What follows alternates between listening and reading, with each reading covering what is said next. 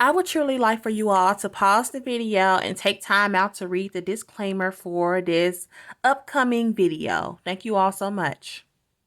Yeah, I hope everyone's doing well on today, tonight, where you may be, or whatever. So today we're going to be watching part 6 of Who the F Did I Marry? So without further ado, let's get right into it, you guys. Go ahead and get everything set up, and let's get it. Okay, so this is part 6 of Who the Fuck Did I Marry?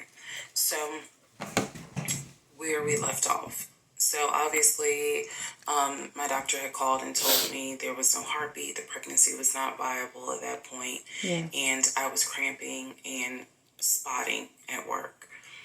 Went into my best friend's office and immediately started crying. She was like, "What's going on?" And I said, I told her what the doctor said. And she grabbed her keys, grabbed her purse, and was like, "Let's go, I'm taking you home." On my way home, I called my boyfriend and told him what the doctor said. And he was like, "I'll meet you at home." So he was coming from Duluth, went straight home. And so about 24, 48 hours later, I had a doctor's appointment. And my doctor gave me 3 options. First option, let everything happen naturally. Your body will expel the fetus on its own. Second option, you can take a pill which will induce expelling the fetus at home. And the pill basically will cause you to contract and expel. The third option was to go into the hospital and do a D&C. I did not want to do a D&C because I did not want to be in a hospital with COVID going on. And for whatever reason, I did not do the option of let it happen naturally. So I chose to do the pill. His birthday was June 17th. My ex's birthday was June 17th. So the decision was made, we're going to celebrate his birthday that day, go out to eat. And then that night I would take the pill because we both were off from work the next 2 or 3 days. So, went out to eat, to try to celebrate as best we could, and then took the pill that night. That night was the most traumatic, excruciating pain I've ever put my body through. I do not recommend any woman, prayerfully you don't have to go through that. Most definitely. But I don't recommend taking that pill. If you don't have to, don't do it. So naturally, I guess. I spent the whole night in the bathroom, just going through crying in so much pain. I couldn't take, they gave me a narcotic. I couldn't take it because I found out I was allergic to it. So it was causing me to like projectile vomiting. When she found out she was allergic to it, while she took it. And he was right there. You know, he was scared that he needed to take me to the ER. But in the morning, the pain kind of subsided. So about 72 hours later, I had another doctor's appointment. Where the purpose of this appointment was to do an ultrasound to see if everything had passed. Clear it up. Everything did not pass. So because of that, my doctor was like, we're going to have to do a D&C. Yeah, it's something how she ended up having to go do the D&C anyway, because she originally she didn't want to be in the hospital and do the D&C, but she ended up having to anyway. Imagine that. My D&C was scheduled for the first week of July. My boyfriend, my ex, was going to take me. That was always the plan. 2 days before my procedure, he comes home and tells me that he is up for promotion. He's up to be promoted to VP. Because of this, the president of the company, is coming in, and it was going to be this huge business meeting he had to go to. The business meeting was scheduled for the day of my surgery.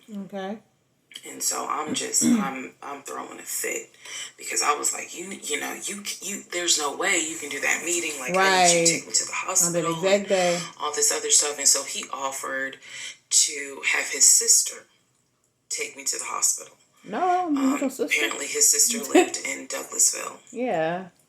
I was like, no, because I never Right. met her. Like, I'm not having a stranger take me to the Right. hospital. No, this is a private situation. I don't want to do that, blah, blah. Before we go any further, like, do you all believe that he actually got like a promotion, or do you think he just used that as an excuse? Comment down below, because something is telling me he just used it as an excuse.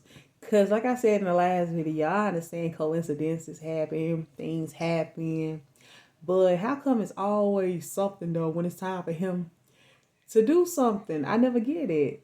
Like, okay, but like, comment down below and tell me like what y'all think about that. So my aunt had offered to take me, and then my friend who took me home from work had offered to take me.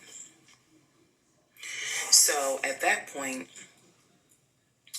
we get into an argument because he's like, my sister is, you about your family, so why can't she step in? And I don't know her though. No, because I don't know her. Right. Period. That's what I'm saying. I don't know her. So my friend offers to take me to the hospital because I was all distressed that he's saying he has a business meeting and I'm sure he does. He can't take me. So I remember being on I-75 on the connector on the phone with her crying because I was so embarrassed that he wasn't going to be the one to take me and that I was needing to rely on someone else to take me to the hospital in order to get a D&C done. Right. And she was really great. She was like, girl, this is why you have a village. Like, it's okay. Things happen. The world is crazy right now. Yeah. I will take you. You're going to be okay. So he did not take me to the hospital. Of course he didn't. For my D&C. My friend did. She could not stay because of COVID protocol. So when they wheeled me into pre-op after I got checked in, I texted him and was just letting him know, hey, here's the update. I'm about to, I'm in pre-op. They're going to get me prepared to go back to the surgical ward or whatever. And the response I got was from his new executive assistant named David. Now, when he told me he was up for the promotion, he did tell me that part of getting this new job would be that he would get an executive assistant named David. Yeah.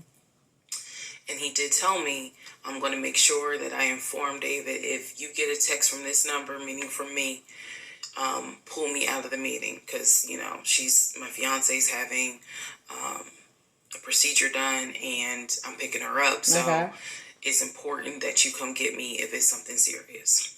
Okay. So I text him. David responds. He said, yeah, Mr. Blah Blah told me that you are having a procedure done. If you need me to get him, I can go get him. He's in a meeting. Just let me know what you need. And I just said, no, don't bother him. I'm just giving an update that they're about. Okay, in my opinion, if that's the case, he should have just dropped the meeting altogether and just been there with her. I know it's easier said than done, but if you have your executive, whatever he is, coming to pull him from the meeting anyway, how come he just won't be there?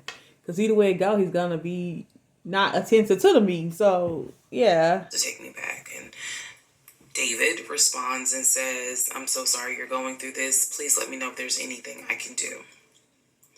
So I have the procedure. I wake up and I am now in recovery. I should be in recovery 45 minutes up to an hour and a half. Okay.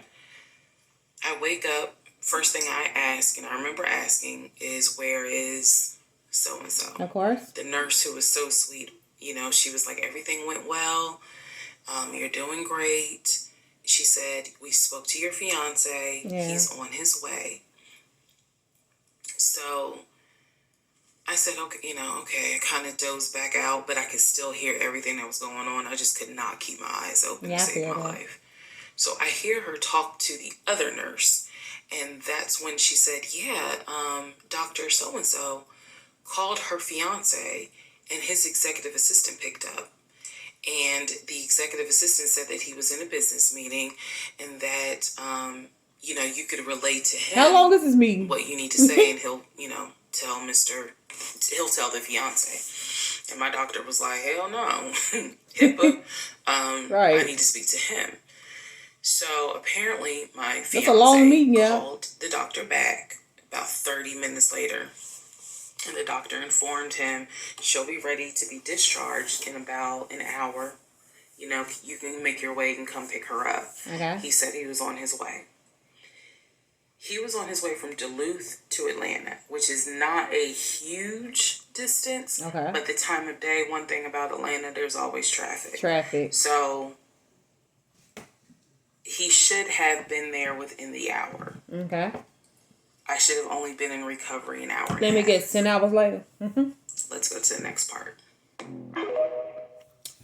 Alrighty.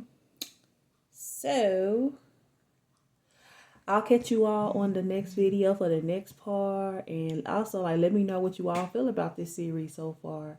And I'll catch you all on the next video. Take care.